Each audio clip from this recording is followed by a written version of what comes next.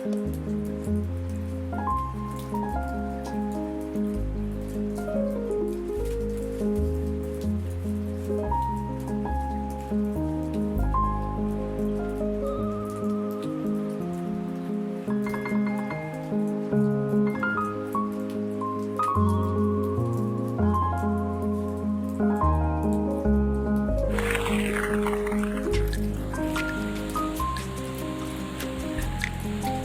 right.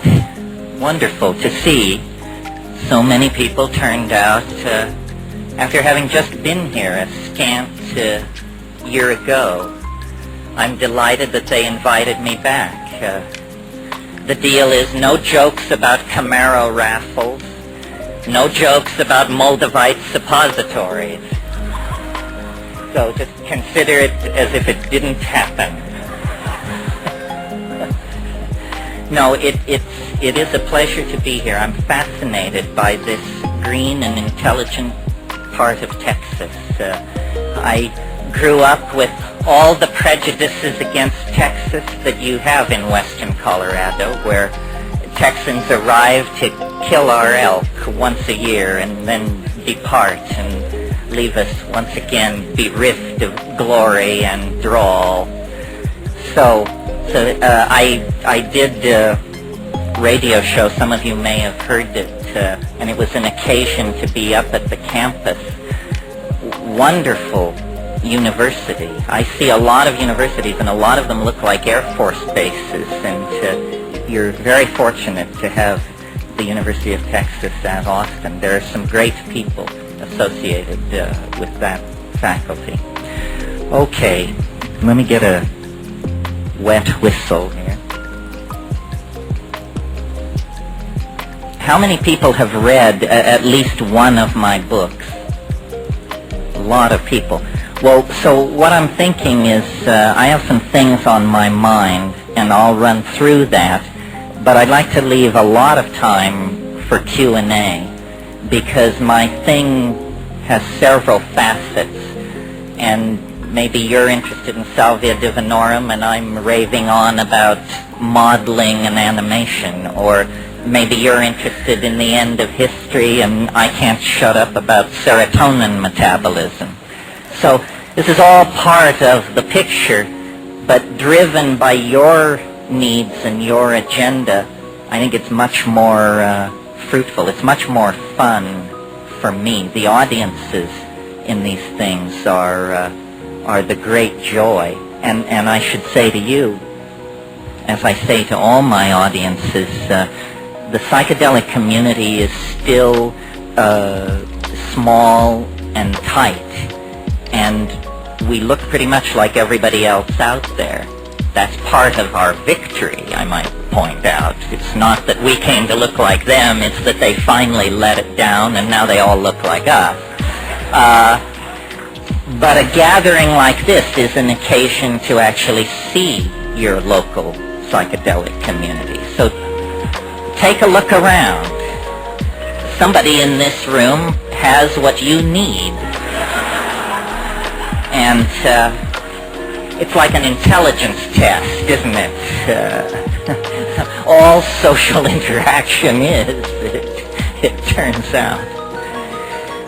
Okay. I guess I should bring you up to date on what I've been doing before I plunge into the heart of this, since my own life is my own adventure, and how I then read the larger picture of reality. I think everybody sees their life that way. After all, if you're not the hero in your novel, what kind of novel is it? You need to do some heavy editing. Robert Anton Wilson once said, we should define reality as a plot run by a closely knit group of powerful insiders. Yourself and your friends, of course. I mean, if you don't believe that, you have a loser's scenario, and who needs a loser's scenario? So what I've been doing since I saw you last is basically a lot of traveling. I went to South Africa last October, and that was an education. It was a non-stop 2-week intensive education in humanness, third world colonial politics, Dutch Afrikaner history, a whole bunch of things I knew very little about. It was inspiring, challenging, amazing. Africa, the human home, is right now the great theater of struggle for the human soul. How we deal with the political and social problems of Africa is going to say a great deal about how we will be judged by the future. The problems of Africa are almost entirely created from outside of Africa. And the solutions which are being produced on native soil need all the nurturing and support that we who cheer on the brotherhood of man can give it.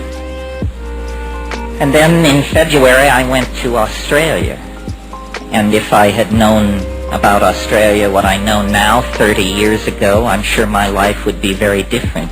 I said last night at a book signing, it's weirdly like Texas.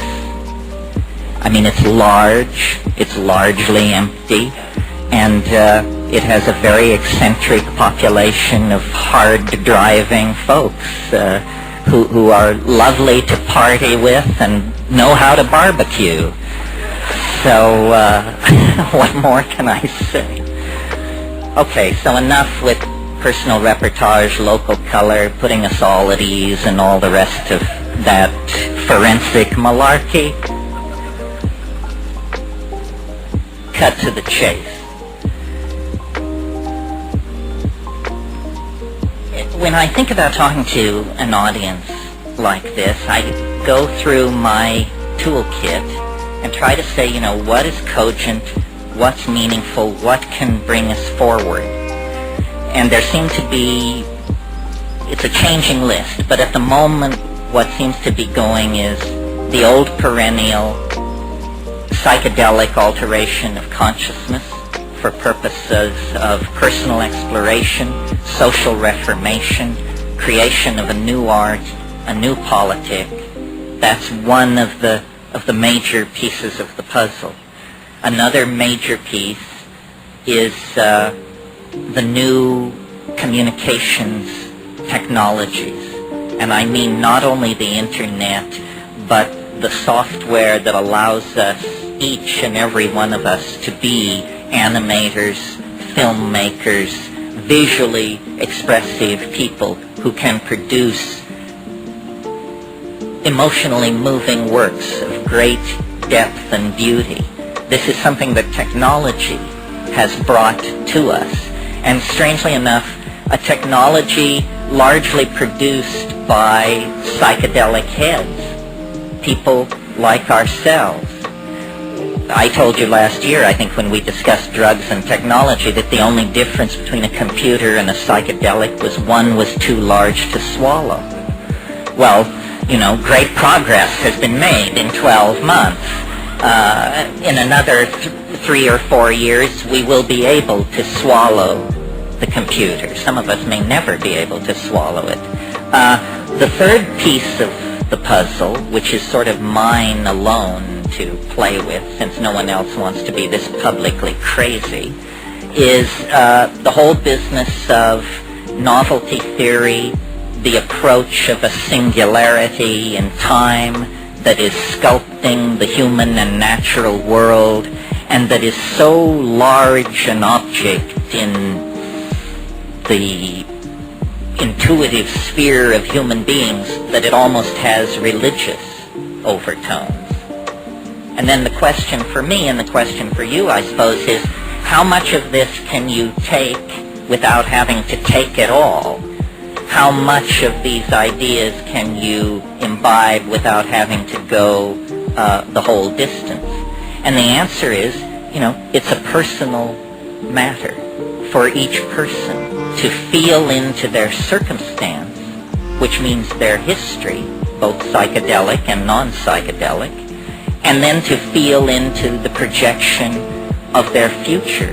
Do you think you are repeating the lifestyles and algorithms of your parents and grandparents ad infinitum back to Adam? Or do you feel like you've stepped to the front of the train of human evolution, that you are making yourself new every day? If we reach too far back into the stabilizing metaphors of the past, we get rigidity, habit, limitation. If we step too quickly into the unlimited freedom of the future, we lose our grounding. Socialism did this over the past 100 years, and because it abandoned any contact with a realistic human psychology, the best intended people ended up creating nightmare societies.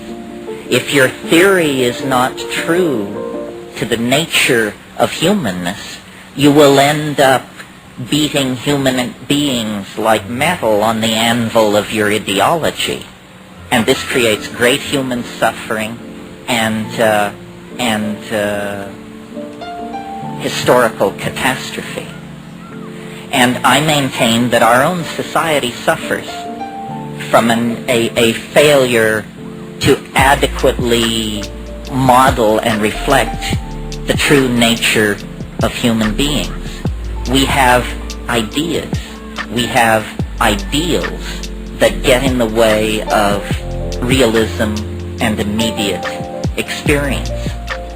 And when I was thinking about all of this and how to put it into a metaphor that would be appealing and amusing and lead people to look deeper into these things, I began to play with the idea, it's a religious idea. You all have heard, although probably more often in English than in Latin, the thought, in principio et verbum et verbo caro factum est, which means, in the beginning was the Word, and the Word was made flesh. This is the great overarching myth of Western religion.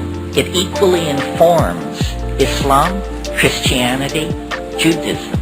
These three great flavors of monotheism all accept this primary statement.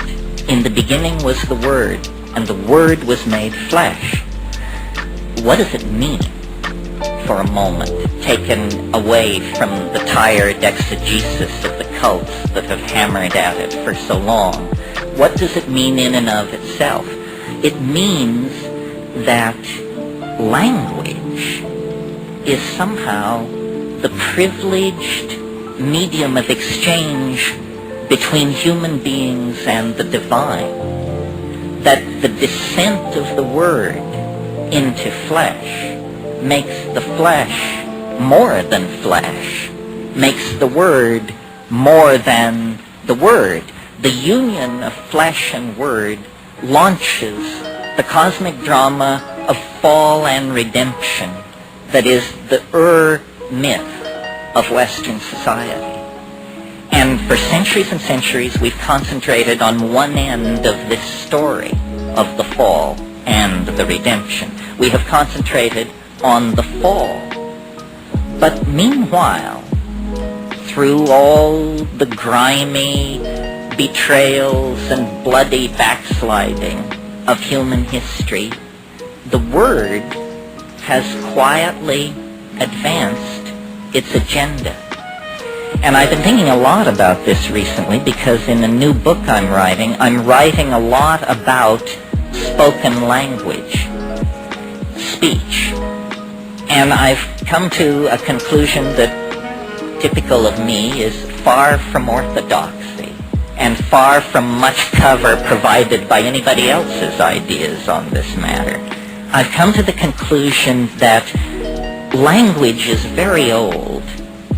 Thinking is very old. Communicating is very old, by glance, by gesture, by dance, by meme, by intuition. But speech is very recent.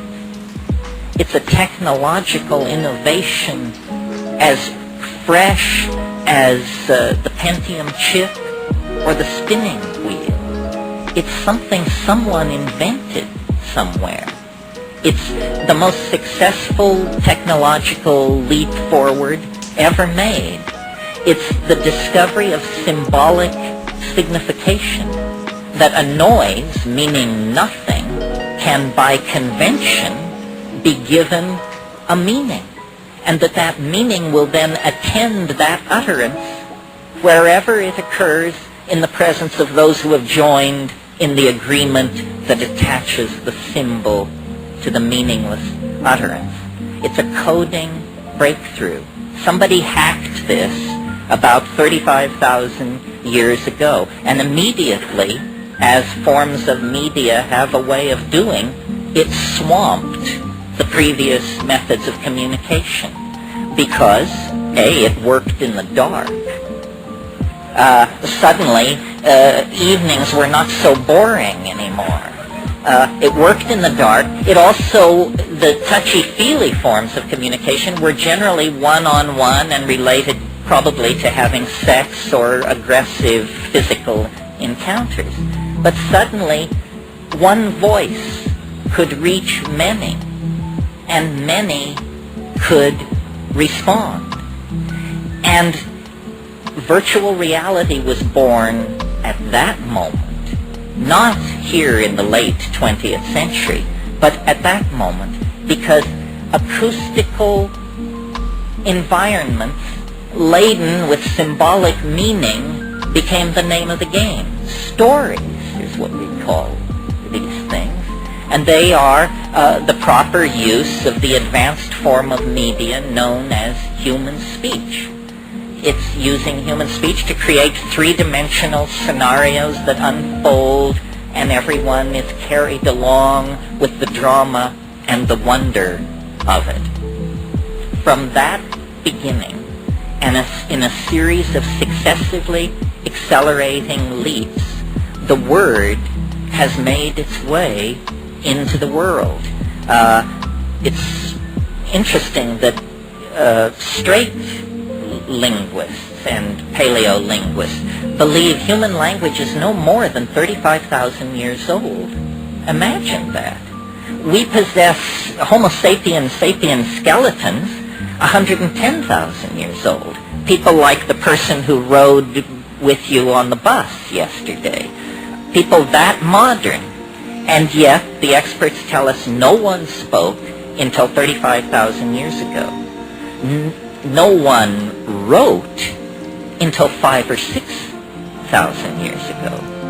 Reading and writing is simply a carrying forward of the original program of signification, first using acoustical signals, and then some other hacker had the brilliant idea, well, if we can use sound to carry abstract associations, why not abstract symbols to carry abstract associations? And writing was born. And what writing allows is expansion of the database, because things are not dependent on the wetware of human memory to survive from generation to generation. Suddenly, the mush of brain is replaced by the durability of wood and stone and clay. And these things then become the medium upon which the primary database of the culture is being carried forward. Well, the rest of the story you know, and this is not a lecture in the history of communication. Each succeeding refinement in communication has brought the word deeper into its association with the flesh until the present. And at this moment, there is a kind of a, what dynamicists call a cusp, a turning of the system upon its axes. And the word is now beginning to make the return journey to the mysterious and hidden source from which it descended. In other words, spirit is now beginning to disentangle itself from matter. The 20th century will be remembered as the great clash point, or the great arena of conflict between the triumphal positivist and rational systems that European thought has developed over the past 300 years, and the new irrational systems of thought which anthropology cheerfully imported into white high culture in the guise of reportage about the primitive.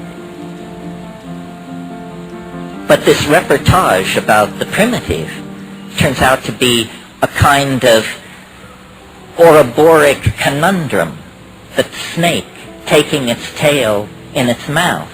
In the past 100 years, as these super technologies have been developed in the West, the smashing of atoms, the invention of radio, television, computers, immunology, so forth and so on, data has been arriving about the practices of Aboriginal cultures all over the planet, that they dissolve ordinary realities, ordinary cultural values, through an interaction, a symbiosis, a relationship to local plants that perturb brain chemistry. And in this domain of perturbed brain chemistry, the cultural operating system is wiped clean. And something older, even for these people, something older, more vitalistic, more in touch with the animal soul, replaces it, replaces the cultural operating system. Something not determined by history and geography, but something writ in the language of the flesh itself. This is who you are. This is true nakedness. You are not naked when you take off your clothes. You still wear your religious assumptions, your prejudices, your fears, your illusions, your delusions.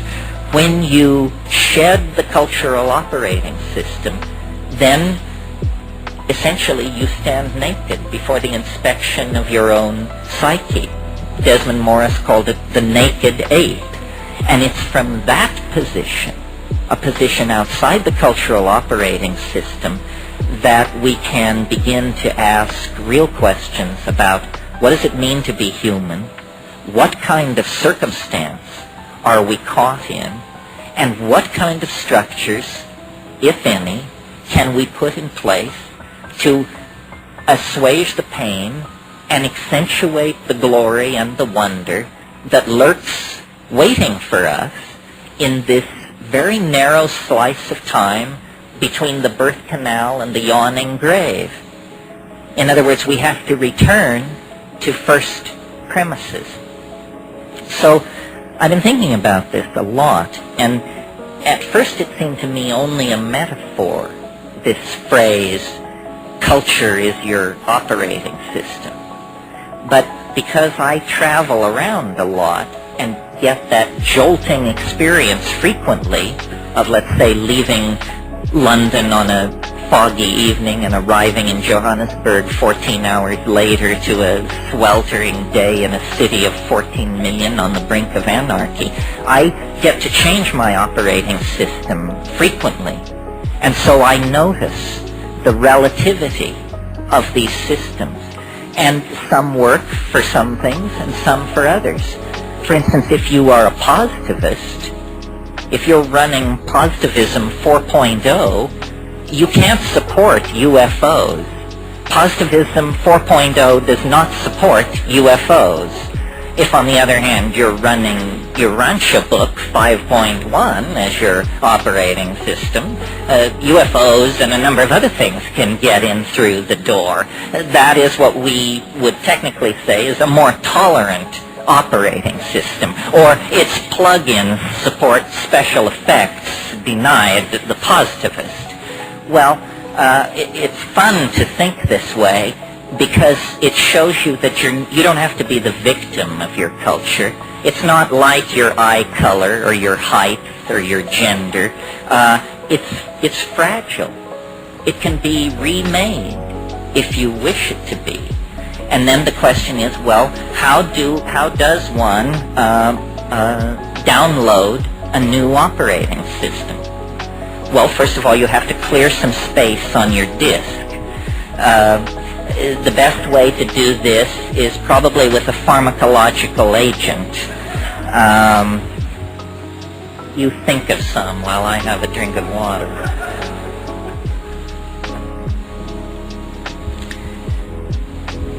Psilocybin is an excellent disc cleaner. You can put a lot of things in the trash and have them just disappear with a psilocybin upgrade. Other pharmacological agents that will clear your disc are ayahuasca. And of course, these are gentle clearings of the disc, which take 5, 6, 7 hours. If you're in a hurry to dump that old data and leap right into the new operating system, click on the button marked dimethyltryptamine.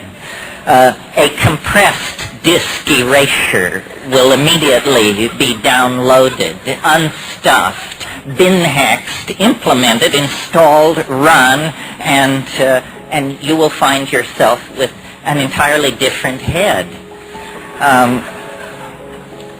Now, shamans have always known, though they may not have used the kind of language I'm using here, shamans have always known this trick. What trick? It has two facets. First of all, that culture is an operating system, that's all it is, and that the operating system can be wiped out and replaced by something else. So in essentially, what's going on among shamans and those who resort to them for curing and counseling and so forth is somebody's running a slightly more advanced operating system than the customer. The shaman is in possession of certain facts about plants, about animals, about healing, about human psychology, about the local geography, about mojo of many different sorts that the client is not aware of. The client is running culture light. The shaman paid for the registered and licensed version of the software and is running a much heavier version of the software than the client. I think we should all aspire to make this upgrade. It's very important that you have all the bells and whistles on your operating system. Otherwise, somebody is going to be able to get a leg up on you. Well, what's wrong with the operating system that we have? Consumer capitalism 5.0 or whatever it is. Well, it's dumb. It's retro. It's very non-competitive. It's messy. It wastes the environment. It wastes human resources. It's inefficient. It runs on stereotypes. It runs on a low sampling rate, which is what creates stereotypes. Low sample rates make everybody appear alike, when in fact the glory is in everyone's differences. And the current operating system is flawed. It actually has bugs in it that generate contradictions. Contradictions such as we're cutting the earth from beneath our own feet. We're poisoning the atmosphere that we breathe. This is not intelligent behavior. This is a culture with a bug in its operating system that's making it produce erratic, dysfunctional, malfunctional behavior. Time to call a tech. And who are the techs? The shamans are the techs. Well, so I think you get the idea. Very important to upgrade your operating system by dumping obsolete cultural subroutines. They are simply taking up disk space. They are not advancing you in any way whatsoever. Now, a very large group of people who followed this advice and rebuilt their operating systems in the 1960s went on then to build this most amazing of all cultural artifacts, the Internet. The Internet is light at the end of the tunnel. I don't care if it's being used to peddle pornography. I don't care if it's being trivialized in 1,000 ways. Anything can be trivialized. The important point is that it is leveling the playing field of global society. It is creating de facto an entirely new set of political realities. None of the constipated oligarchic structures that are resisting this were ever asked. Their greed betrayed them into investing in this in the first place without ever fully grasping what the implications of it were for their larger agenda. The internet basically means you can now be as free as you are motivated to be, as free as you dare to be. Tim Leary, years ago, it was something he used to say that never got quoted as much as turn on, tune in, drop out. But it seemed to me it was maybe better advice. And he used to say, find the others. Find the others. Well, you know, if you're a gay kid in Fargo, North Dakota, if you're a mescaline enthusiast in Winnipeg, if you're a student of alchemy in Moose Jaw, community is pretty much out of reach for you. Or it was until the coming of the internet. And the internet introduces everybody, no matter how weird, no matter how marginalized, no matter how peculiar, to the fact that there are others like you. There are others like you. Find the others. Make common cause. Realize that it's the deals you cut and the friends you make that determine where you're going to be standing when the flash hits. I mean, that's just obvious. And you see, the cultural game is a game of uniformitarianism. Cultural myths are that we are all alike. We Americans, each created equal. I mean, if you can believe that at an operational level, then I have some bridges I would like to sell you. It's a necessary truth to do political business, but it is not the truth. The truth is that you are not created equal with yourself from day to day. Leave alone any comparison with anybody else. You are not the person you were yesterday, nor the person you will be next week. What does an observation like that, what shadow does it cast in a world of all people are created equal? These are clashes of operating systems. There's an axiom in one, all created equal, and an axiom in the other, each divergent. These things can't be parsed. They can't be brought together. So culture plays a game of simplification.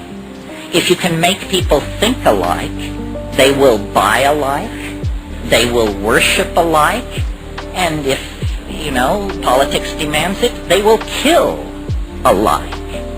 So the uniformitarian agenda of culture is not an agenda friendly to you or to me or to any other individual.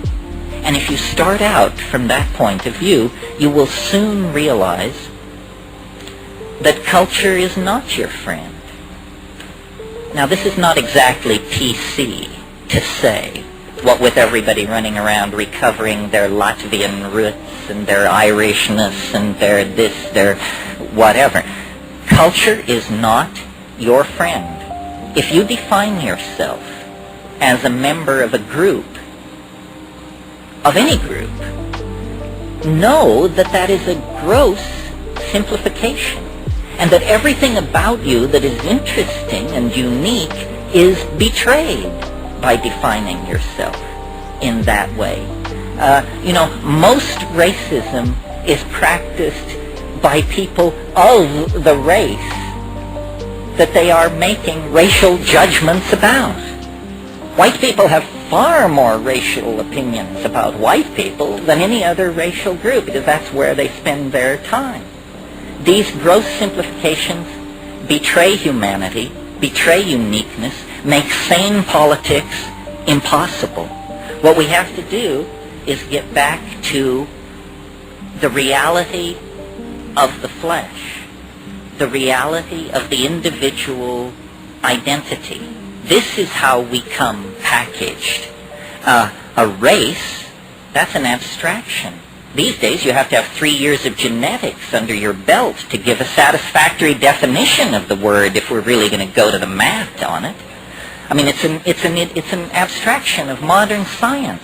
It's a notion so far removed from anything you and I come in contact with that we should just junk it. What we need to celebrate is the individual. Have you not noticed, I certainly have, that every historical change you can think of, in fact, any change you can think of, forget about human beings, any change in any system that you can think of is always ultimately traceable to one unit in the system undergoing a phase state change of some sort. There are no group decisions. Those things come later. The genius of creativity and of initiation of activity always lies with the individual. And it's very interesting that this is what the psychedelics address. They address us uniquely as individuals. You can sit next to somebody who drank from the same bottle you did and be perfectly confident that their experience has very little congruency with your own.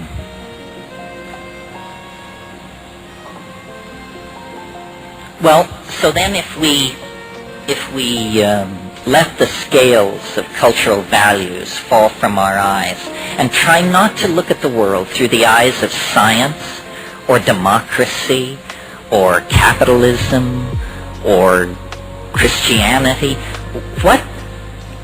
what is there beyond ideology?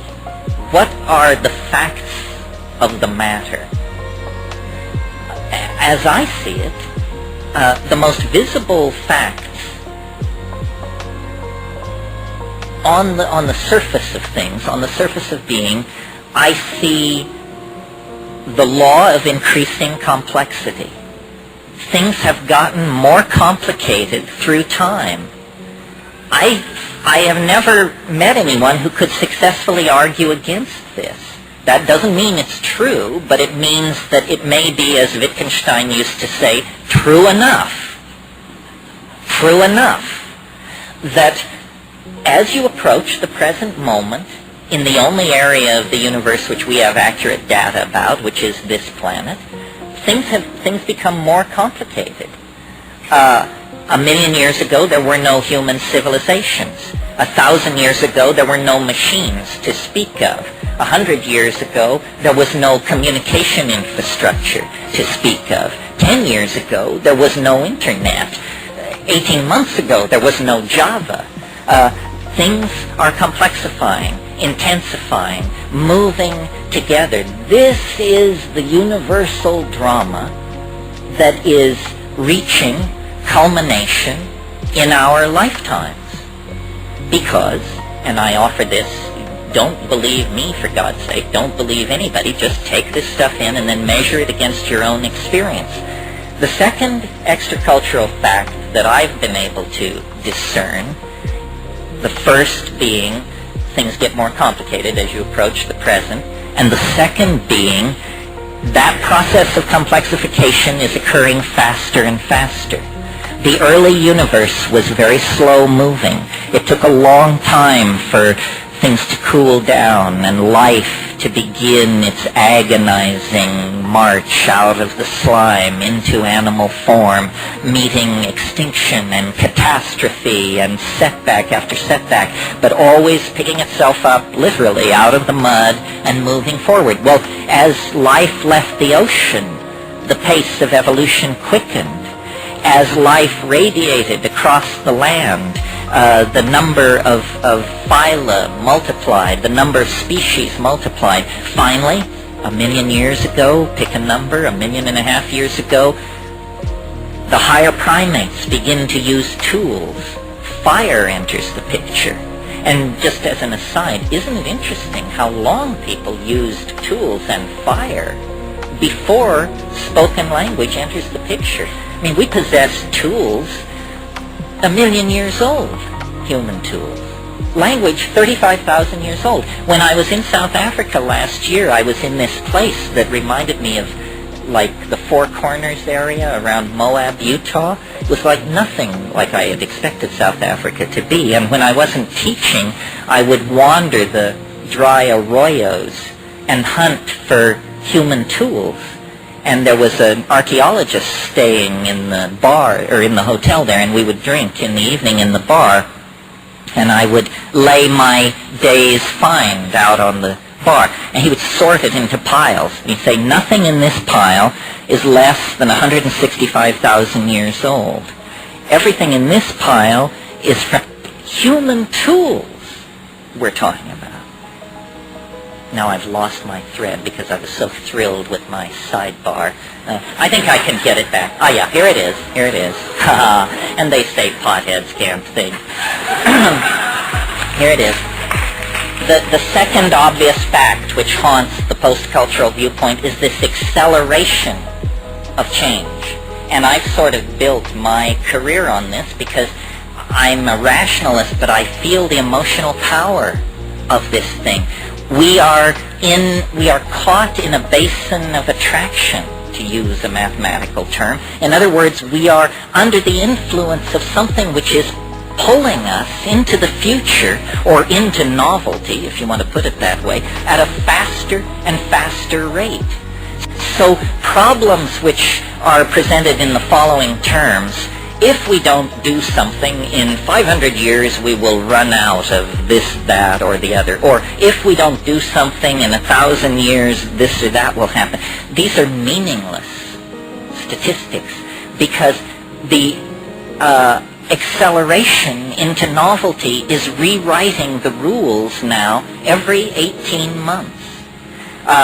We are descending now into a well of novelty such that more change is now occurring in a single human lifetime than occurred in the previous 10,000 years of human history.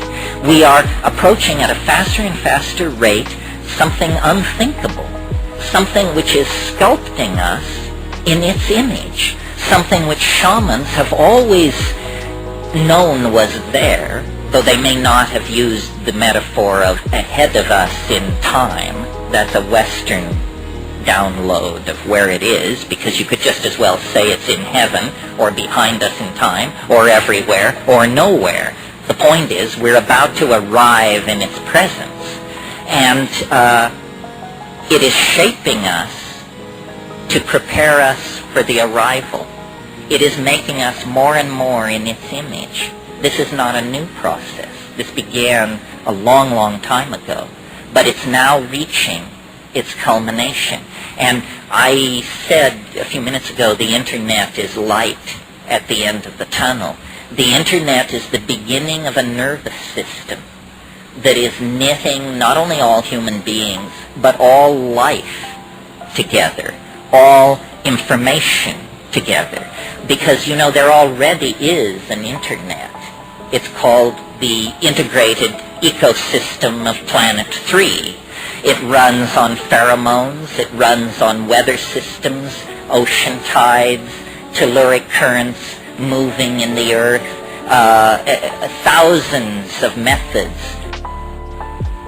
Give it that way because our cultural tradition is one of reductionism. Tear things apart, break them into their subordinate units, break those into still smaller units. Well, when you have a theory of reality like that, what you end up with is all the pieces spread out and no car and nowhere to go. But nature has always operated as an integrated system of communication. And the internet is, in a sense, nothing more than a human aping of a natural system already in place. If we could do it through pheromones, light, mycelium, and electromagnetic pulses through the earth, we wouldn't be stringing copper and cable and fiber optic. Those things are simply historical artifacts of the moment. What lies ahead on the internet, what lies ahead, I think, for us, and this is the last point I really want to make, and then we can talk about all this, is, you know, I have been a true resistor of the alien penetration of human civilization because I just saw no evidence for it. But the chant that they are coming has now grown so loud that I feel like one sort of has to ask oneself, well, short of just 100% skepticism, what the hell is going on with this alien hype? And I think that the problem is one of modeling and intelligence. There is an alien. We are in the cultural process of meeting this alien, but they do not come in 1,000-ton beryllium ships from Zenebo-Ganubi to trade high technology for human fetal tissue. I mean, that's an intelligence test, folks. That's not how it works. Our own hysteria makes it very difficult for us to deal with the presence of the alien, and the alien knows that. That's why it has disguised itself as a psychedelic experience, I think. Where, you know how in all those 50s B science fiction movies, there was always this theme of the landing area. And I saw it in Mars Attacks, too. There must be a landing zone. Somehow we must let them know that we welcome them by building a landing area. And the Nazca plane has been claimed, and on and on and on. I think that the alien is a creature of pure information. It's purely information. It's non-local. It comes out of the Bell non-locality part of the universe that exists distributed through hyperspace. The alien is real, but it is only made of information. And therefore, the only dimension in which it can be encountered is a dimension of pure information. Fortunately, we are building a dimension of pure information. Providentially, we have named it the net. The net is a net for catching the alien mind. How will it come? Will it descend upon our websites in a flash of light? I don't think so. How it will come is hacked through human fingers. The alien is real, but it is within us. It can only communicate information, and that information has to be made real in this world by human coders. So if we were to set out lightheartedly to build a virtual reality as alien as we could make it, I maintain that 3/4 of the way our hair would be standing on end, because we would realize we are not inventing this, we are discovering it. You know, Michelangelo said, the form is in the block of marble. What I do is I take away the part that is unnecessary and reveal the human torso within the block of marble. In the same way, the alien is already within us, but we must model it. We must call it forth into a dimension of potential dialogue. And I think that ultimately this is what high-tech society can bring to the shamanic equation. Shamans have been dealing with spirits, entities, powers for more than 100,000 years. But it has always been on a one-to-one basis. One human being at a time went up Mount Sinai to talk to the fire on the mountain. But with virtual reality, we have a technology that allows us to show each other our dreams, and yes, our hallucinations. And as we begin to show each other the contents of our own heads, and as we begin to explore the alien Niagaras of beauty that pour through your consciousness under the influence of some of these substances, we are going to discover that we are not what we thought we were. The monkey flesh is penetrated by something, dare I say it, divine, or at least alien, transplanetary, and beyond the power of human comprehension. I don't know if we're talking about God Almighty here. I don't know if we're talking about the God who hung the stars like lamps in heaven, as Milton says. That seems a tall order. Maybe what we're talking about is the God of biology. Something has happened to this planet. It has become infected with an informational, call it virus, call it force, call it being, that is using matter, and yes, using our flesh and our thoughts to bootstrap itself to higher and higher levels. And now the prosthesis of machinery and the possibility of an artificial intelligence raises the real option of producing, of actually midwifing the birth of an entirely new, not species, but order of biological and intelligence in existence. The human-machine symbiote is upon us. I mean, it's been with us for a while, since the first wheel was carved, since the first stick was sharpened. But that was all very simple stuff. Now it's clear that we are in partnership with an other mind which comes to us through our machineries and through the biosphere. Wherever we press beyond the thin curtain of rationalist culture, we discover the incredibly rich, erotic, scary, promising presence of this intelligent other, which beckons us out of history and says, you know, the galaxy lies waiting. A galaxy of galaxies lie waiting.